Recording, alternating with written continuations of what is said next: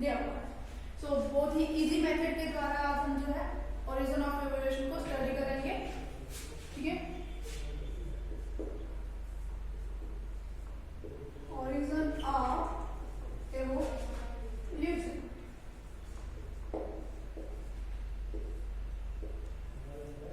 ठीक, तो आपने इस चैप्टर में पढ़ा है कि एवोल्यूशन होता क्या है और उसकी उत्पत्ति यानी कि ओरिजिनेशन किस तरीके से हुई है, लाइफ कैसे ओरिजिनेट हुई है। ठीक है, तो अब हम यहाँ पे बात करने वाले हैं टोटली इसका जो होता है एक तरीके से पूरा ब्यौरा, लाइक उसको हम स्टडी करेंगे फ्लो चार्ट के रूप में, टेबल के रूप में।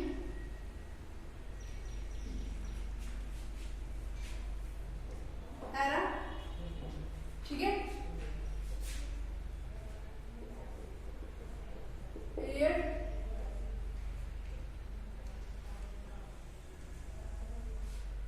एपोच,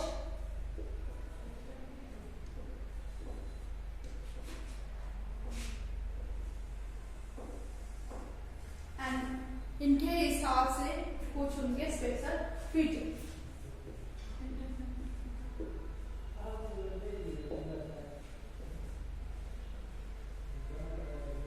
स्पेशल फीचर, ठीक है। सो एरा, यहाँ पे जो है 3 एरा होते हैं। ठीक है, एक होता है पैलियोजोइक,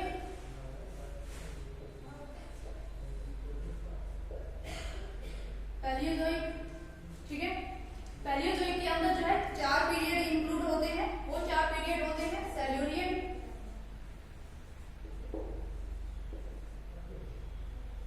ठीक है, जिसकी जो फॉर्मेशन हुई थी या जो ओरिजिनेशन हुई थी वो लगभग 400 to 450 मिलियन ईयर एगो हुई। ठीक है, 400 से 450 मिलियन ईयर एगो। फिर उसके बाद आता है डेवोनियन,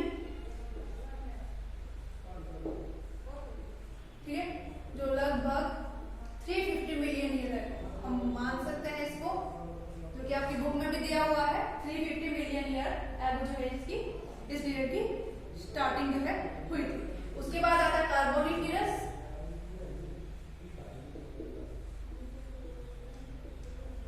ठीक है, अराउंड 300 मिलियन ईयर एगो।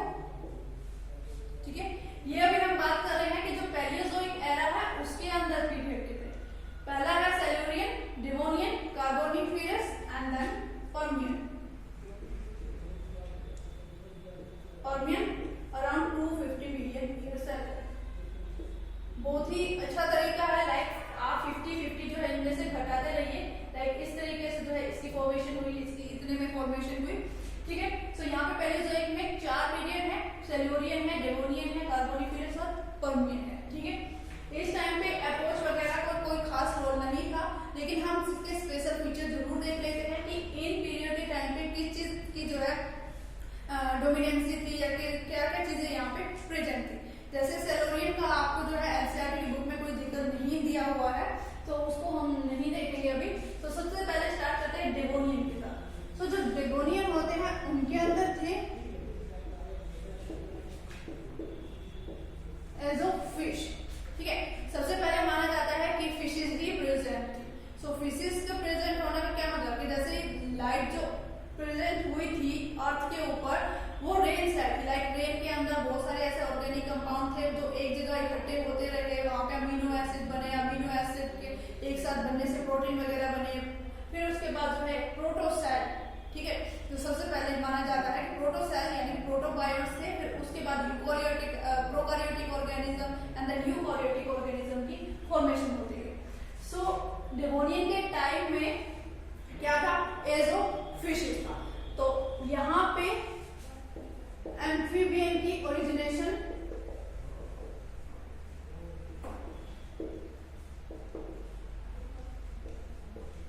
जो है हम मान सकते हैं कि फिशेस से एम्फीबियन की ओरिजिनेशन स्टार्ट हो रही। तो उसके बाद आता है कार्बोनिफेरस। सो कार्बोनिफेरस में आते हैं एज ऑफ एम्फीबियन। यहाँ पे फिशेस के साथ क्या चीजें आ गई, एम्फीबियन भी आ गई। ठीक है, यानी कि एम्फीबियन प्रेजेंट थे। फिर धीरे धीरे जो है यहाँ पे फॉरेस्ट वगैरह की फॉर्मेशन हुई। फॉरेस्ट के साथ साथ जो है कोयला वगैरह भी देखने को मिला। ये था कार्बोनिफेरस पीरियड के टाइम पे। अब हम बात करते हैं जो पर्मियन है, यानी कि पर्मियन पीरियड के टाइम पे क्या था, यहाँ पे जिम्नोस्पर्म कि धीरे धीरे जो है क्या हो गया, जिम्नोस्पर्म की ओरिजिनेशन स्टार्ट।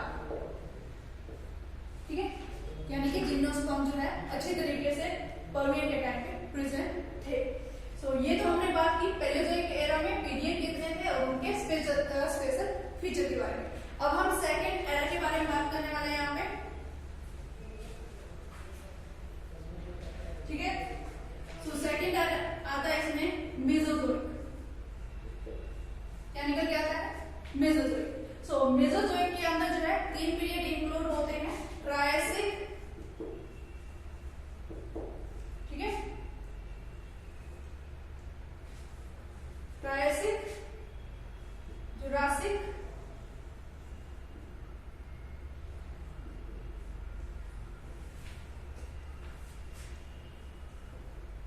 सॉरी ये गलती से लिखा गया, दैट इज जुरासिक, और जुरासिक के बाद आता है क्रिस्टेशियस।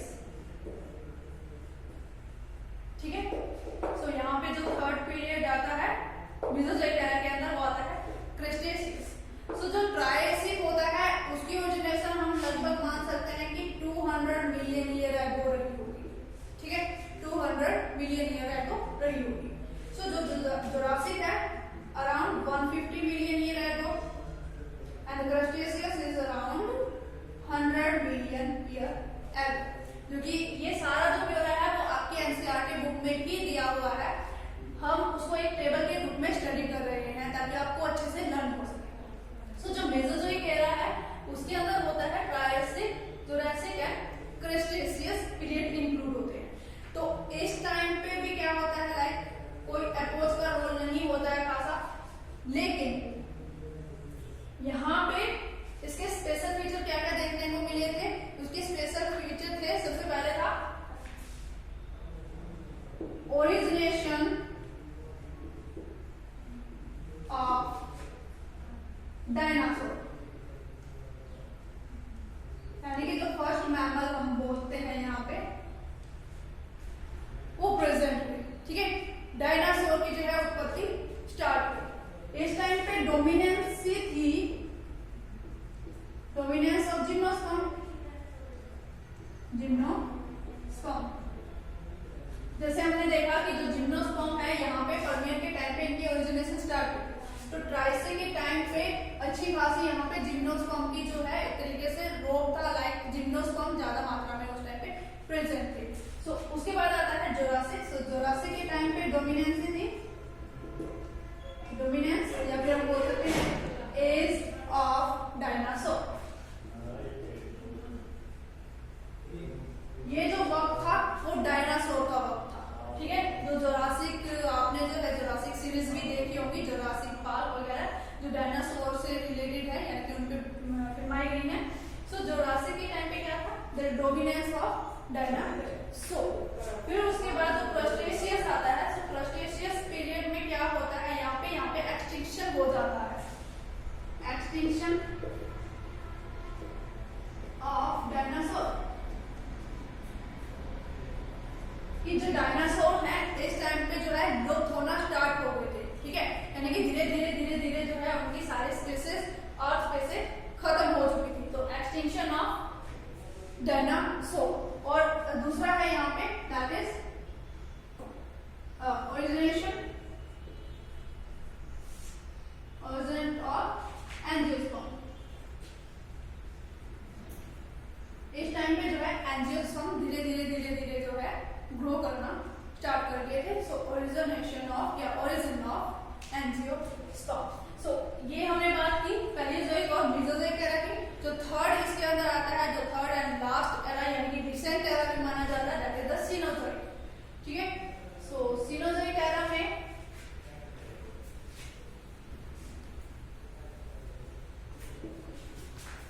इंक्लूड होते हैं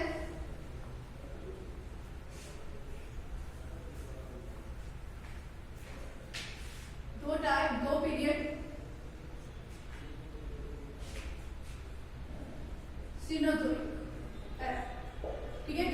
रिसेंट एरा भी है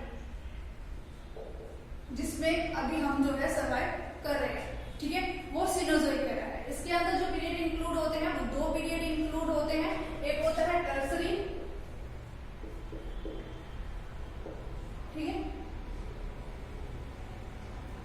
टर्सरी पीरियड जो हमने जैसे क्रस्टेशियन में देखा कि वो 100 मिलियन ईयर है, तो आप उसमें से जो है 50 घटा के एक बार कह सकते हो कि हाँ भाई ये जो है 50 मिलियन ईयर एगो जो है प्रेजेंट हुआ होगा। स्टार्टिंग जो है इसकी हुई होगी। नेक्स्ट है क्वार्टरनरी, ये जो है 0 मिलियन ईयर है। दैट्स मीन जो रिसेंटली हमारा पीरियड चल रहा है that is the quaternary period, ठीक है। उसके अंदर हम बात करते हैं एपोच की, तो एपोच यहाँ पे जो है इनका रोल यहाँ पे नजर आता है हमें, जैसे टर्सरी में पैलियोसिन, ठीक है। सो जो सबसे पहला यहाँ पे एपोच होता है पैलियोसिन,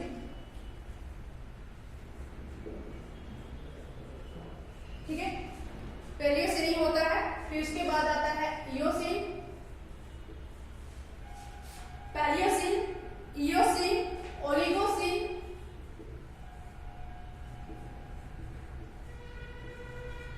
मियोसिन, ठीक है। सबसे पहला है पैलियोसिन, इयोसिन, ओलिगोसिन, देन आता है मियोसिन, मियोसिन के बाद आता है पैलियोसिन एंड देन प्लीस्टोन,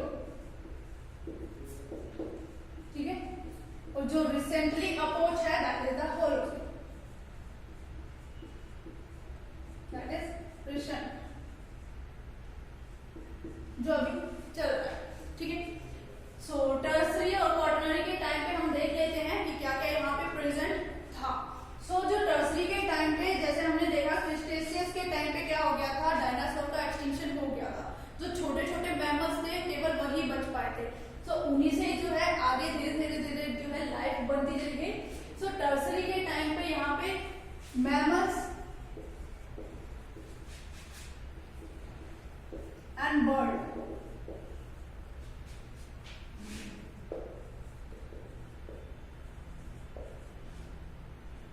ठीक है। सो मैमल और बर्ड जो है इस टाइम पे प्रेजेंट थे। और जो रही बात क्वार्टरनरी की, तो क्वार्टरनरी के होलोसिन यानी कि जो अभी एपोच चल रहा है, तो उस टाइम पे है ह्यूमन का, ठीक है, द एज ऑफ मैन यानी कि ह्यूमन।